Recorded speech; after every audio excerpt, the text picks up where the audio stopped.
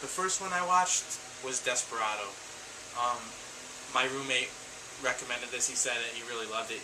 He said that it's why am I forgetting his name? Robert Rodriguez film, and he's under the impression that it was like a joint film with Quentin Tarentino, which I believe him, but there's just nothing in the credits that says that. Quentin Tarantino did star in it, so he didn't star in it, but he had a role in it. So I do kind of believe it, but this was just it's just like an action film. It was the first time I saw it. It has Antonio Banderas, Salma Hayek. Salma Hayek is hot in it, as usual. Has a lot of cool explosions. Just watch it. I mean, it's worth watching. You can pick this up really cheap. I think it was $6 at FYE, brand new. And FYE isn't the cheapest place to shop, so you might be able to find it cheaper. The next one I got, my good friend Eli Boley recommended. When he put in his entry for the giveaway contest, he said that his favorite movie was The Crow. So I went out and got it, and it comes in this big case. It has 2 discs, and most of you probably know it stars Brandon Lee. It's Bruce Lee's son, and Brandon Lee actually died in the filming of this movie. He was shot with a blank I believe it was a blank, and something happened where it ended up the thing malfunctioned. There's like some conspiracy theories about it, but this was a cool movie. Basically, it's about like this rock star, and he died. He's murdered. Him and his fiance are murdered. I think it's the night before their wedding. I could be wrong. Or no, I think it's the day they got married. I don't know. I could be wrong. It was like Halloween, or the night before Halloween.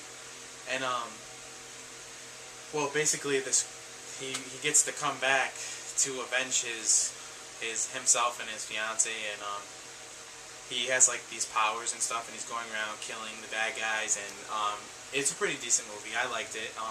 Thanks Eli for recommending it. It's a good addition to my collection. Next movie, one of my all-time favorite childhood movies, Honey, I Shrunk the Kids. It's about a scientist who develops a shrink ray. He shrinks his kids. His kids are trying to tell their parents where they are, that they were shrunk. Actually, I don't know if he shrinks it or if the kids do it by accident. I have to watch it again. But yeah, it's an all-time classic, and there was a couple sequels too. I used to like him as a kid. I don't know if I'd still like him now. It might be a little too cheesy, but yeah, that's a must-see. Next thing I got, and you guys are gonna... I mean, I don't claim to be a movie expert. I just want to say that. These are considered to be some of the best films ever made, and I had never seen them in my entire life. The Godfather series.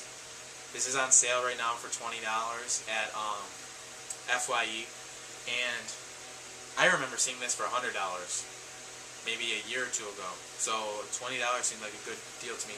I've only watched the first film. I really liked it. It was long, but I mean, I really liked it, and I'm looking forward to watching the other two.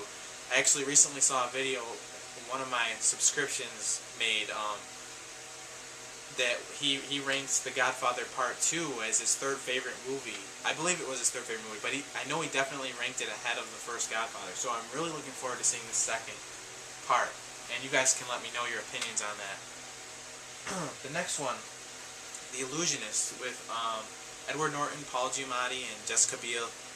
I really don't like Jessica Biel as an actress, so that kind of took away a little bit from this movie. I believe, if I remember correctly, this came out around the same time as The Prestige, which was, if you hadn't seen both movies, you would think that they were like the same thing and they were ripping each other off. They are pretty different, although they are both about magicians. My mom actually saw this first, and I saw The Prestige around right at the same time, and I told my mom that she needed to check out The Prestige, and she watched it, and she said, "Oh, that's not as good as The Illusionist," and blah blah blah. And I don't know why she said that, because The Prestige is much better than this. It seemed very predictable to me, and I hate it when people say that, like, because I never believe it when people say, "Oh, I knew that was going to happen the whole time." I think most of the time they're lying. I'm sincerely not lying. I kind of saw exactly what was going to happen. It was just too predictable, and I mean, it was good. I really like Paul Giamatti as an actor. I think he's a fantastic actor, and I really like Edward Norton. But this just wasn't my favorite film.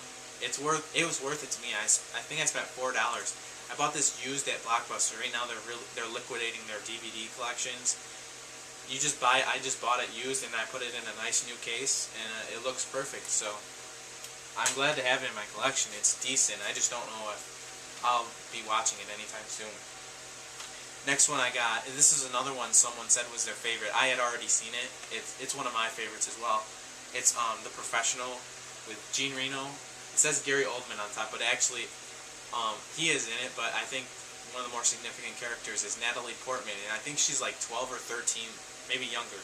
She's really young, and it's basically Natalie Portman's family is murdered by the mob, and Jean Reno plays the professional. His name's Léon. I think this movie is actually called Léon the Professional, but it doesn't say it on this copy. And by the way, this copy is only full screen. They never released it in widescreen until recently, and it was like $20, so I'm not going to spend that on it. I'll get it when I find the Blu-ray cheap. But basically, Jean Reno was living in the apartment next door to her family, and he ends up taking care of her because, I mean, he doesn't want to at first, but he ends up coming around and kind of helping her out. This is a good flick. It's a classic. I think it was made in it had to have been made in the 90s. It's a 90s classic. Next one I watched, this was a big award winner a while back. I remember seeing it, like it winning all these awards when I was watching the Academy Awards, and I had never watched the film. It was called Cold Mountain, and it was a cool story. It's basically about this guy who basically all the men in this town of Cold Mountain were drafted to fight. Well, I don't even think they had to draft. Yeah, I think they just said every man that's able had to fight for the Confederate Army. And basically his whole fort was destroyed, and like he survived, and he was really badly injured, and he was in a hospital, and he ended up going AWOL and trying to get back to Renee Zellweger's character, or no, Nicole Kidman's character. Renee Zellweger is hilarious in this. But he's trying to make his way back to Cold Mountain, and he's what do they call it? He's a deserter, so there's like people hunting deserters, and he comes into a couple close calls where he's almost killed, he's almost captured. This was a really cool film. I didn't like the nude scenes that people say, oh, it was all artsy and whatever. It was beautiful. I'm just not into that. You guys can do a nice kissing scene, whatever. For me, I tend to not want to see that. I know that it's in my nature as a man to like that, but I just try to keep myself away from it. You know, I just want to stay pure or whatever. I know that that's not the norm for people nowadays, but for me it is. It's just part of my values. So I just skipped through those scenes, and even skipping through those didn't take away anything from the movie. It was a great movie. Oh, and also Philip Seymour Hoffman was in this, and I always plug him whenever he's in a movie. He had a relatively small role, but as you all know, he won Best Actor for Capote, and he's from here. He's from Rochester. He's from the town of Pittsford. He went to Pittsford Mendon High School, and that's right here in Rochester. So we're all proud of Philip Seymour Hoffman. He's like the best actor to come out of Rochester, as far as I know. The next one I watched, one of Nicolas Cage's action trilogy, they called them. It was Con Air, and this was the only one of the three that I had never watched. It has John Cusack, John Malkovich. It has like a bunch of actors in it. Like, I just watched this 2 weeks ago, and I can't remember all the actors. Like Dave Chappelle was in it briefly. Steve Buscemi's in it. Steve Buscemi he is just so disgusting. I'm not saying taking anything away from him. I love him. He just looks so disgusting. He plays bad guys really well. I love seeing Steve Buscemi as a bad guy. And this was a really cool flick. It was kind of cheesy, like a typical 90s action movie. The only thing that takes away from it is this DVD release. You can see it says widescreen up here. Have you guys ever come across a DVD that says widescreen, but when you play it on your widescreen TV, you can tell that it's all stretched out?